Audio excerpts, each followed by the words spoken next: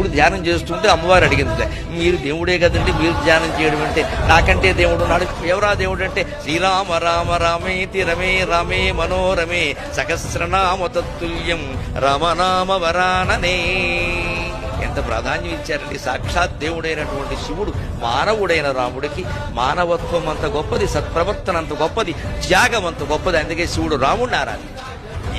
నేను ధ్యానం చేసే దేవుడు ఎవరంటే రామచంద్రమూర్తి అంటే ఆయన మానవుడు కదా అంటే, అబ్బే ఆయన మానవుడైతే నేను దేవుడిని ఎలా అవుతాను అన్నాడు. అలా ఉన్నాడు. అదే పొద్దున్న 10ంటికి పట్టాభిషేకం అని రాత్రి 10ంటికి వనవాసం అంటే రెండింటినీ సమానంగా తీసుకోగలిగిన వాడు ఎవడైనా ఉంటాడా సృష్టిలో? పార్వతి శివజ్ఞానం అంటే అదే కదా, శివజ్ఞానం అంటే అదే కదా.